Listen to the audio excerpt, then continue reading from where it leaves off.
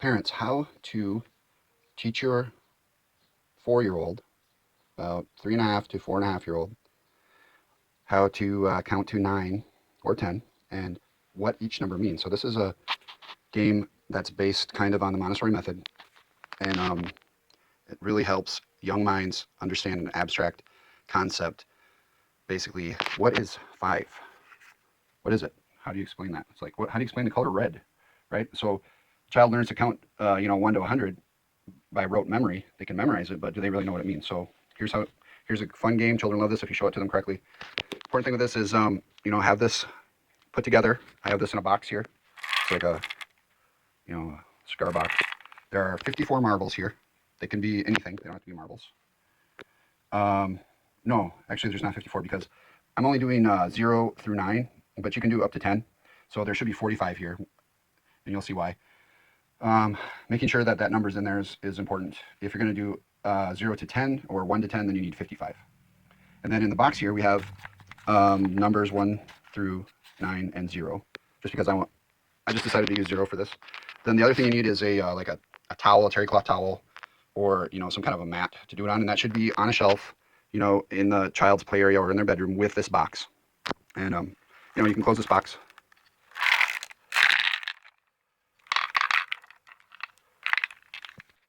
So this is what this box looks like when it's closed. You can roll the towel up like in a roll and keep it next to the box with the stuff in it. So this is how we do it. Invite the child. Say, I would like to show you. I'd like to play a game with numbers with you, or I'd like to show you how to use this game, this numbers game. Then, very carefully, it should be on the shelf like this, closed, right?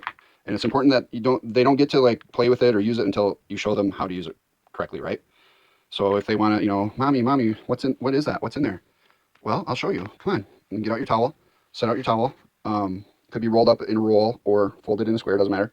Or it could be like a little rug where, they can use that rug to play other things on too, because that defines their workspace, and then kind of helps them to understand like they need to keep their play stuff in one area, not throwing it all over the place.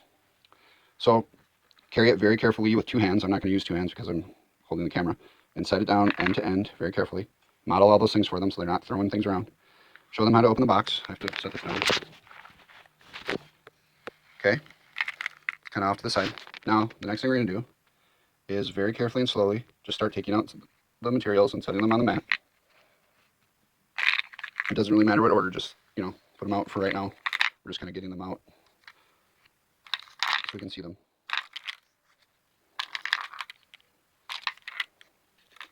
Okay, make sure everything's there. We got 0, 1, 2, 3, 4, 5, 6, 7, 8, 9. Okay, we have all our beads in here. So now, here's what we're going to do next. Show the child that you're looking. Find the lowest number. Place it up at the corner. Okay, model again that you're looking for the number. Oops, we don't want 2, we want 1. And then put a little space, like if you can show the child, like I'm going to make a finger space in between 0 and 1. Why? Because like you can guesstimate it, like an inch or whatever, but it's harder for a child to kind of measure those distances, so just show them that you're going to use a finger in between each one when you put it down. So, if I had my other hand, I would put a finger here, put it down, so that's your spacer. You know what I mean? Okay, and when we're doing this with the child, we're not using any words. We're just putting them out there and go nice and slow and treat the materials very carefully and gently. And if you do that, when you're in this kind of teaching mode with the child should be very careful with them too and not be whipping them around the house, hopefully. Okay, so now we're going to say to the child, let's count. Point to this and just go, point to 0 and just go to 1. 1. Okay, then come over here to the beads, take out 1 and put it right there. 1. 2. Take out 1 bead. 1. 2. Okay. 0, 1, 2, 3. 1, 2, 3. 0, 1, 2, 3, 4. 1, 2, 3, 4. 0, 1, 2, 3, 4. 5. 1, 2, 3, 4, 5. So I'm just kind of making, like a square pattern kind of. And, they'll roll a little bit on the top. That's fine.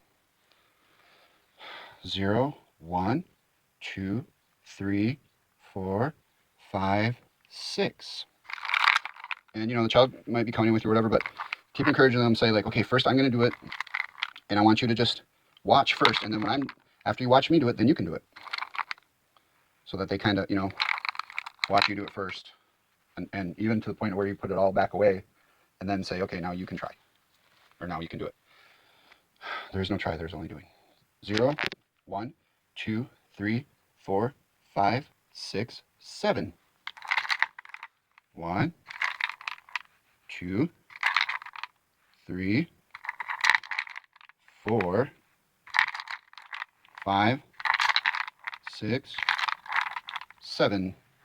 You want to model, precise movements and slow and careful movements, but, very, you're not going to be perfect. The child's not going to be perfect. So things roll, things move. Whoops, let's come again. 0, 1, 2, 3, 4, 5, 6, 7, 8. Now it's really important too during these, to try to zero out interruptions, and for you as the teacher to really model focus and concentration. So, try not to get up to get your phone or have your phone ringing or anything. Just try to have this few minutes that you give to your child, that, you model that focus and concentration.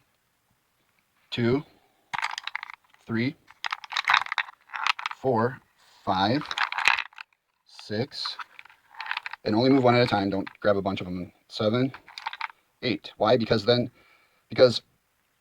you don't want the child to reach in and grab a bunch of balls all at once and then drop them and count them out. Because what we're doing is we're incorporating movement and, the sense of movement and grabbing each one to get so that the child gets 1 rep for each, moving each marble.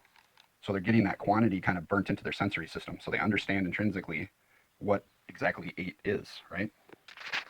It's all about movement and senses, multisensory learning. 0, 1, 2, 3, 4, 5, 6, 7, 8, 9. 1, 2, 3, 4, 5, 6, 7, 8, 9. Okay, now at the end I would just say, what did we put here? Nothing, right? Because 0 is basically, it's nothing. It's no quantity, right? So you're kind of giving them an abstract idea there, getting them started on that. Then what some people like to do is just, they count the odds and the evens, like 1, 3, 5, 7, 9, 2, 4, 6, 8. And then they might move the evens up. 2, 4, 6, 8. And that's another impression for the child of odds and evens. I don't know, technically can 0 be an even when it's nothing? I don't know. So there's that. You can do 10 on the end too if you want. But I wouldn't do teens with, like a 3.5-year-old who hasn't done this stuff yet. Teens are more, the next level of understanding, because it's a 10 and then another, 11 is 10 and then another 1. But you could do this with teens too. Start with 10 and go up to 20 or whatever, Sky's the limit. It's just, the point is getting them the understanding, helping them understand what these are, and that's how you help them to be smarter. So that's about it. Then, put it away very carefully, everything away, and then put it back on the shelf where you keep it, and tell the child, like, we're always going to keep this here. Now that you've watched me do it, you can play with it anytime, or I should say work with it anytime, and never interrupt them when they're doing it, even if they're doing some weird stuff that you didn't show them how to do, unless, they're whipping things around the room, then interrupt them. And you can get, different things. You don't have to use these kinds of marbles. You could use, like, anything, thimbles, guitar picks, I don't know. But they all need to look the same, though. And these numbers shouldn't be different colors. They should all be the same colors. And it would be better if they were like wood or something, not this foam stuff, but whatever. Okay. Thanks, and keep on helping your children learn.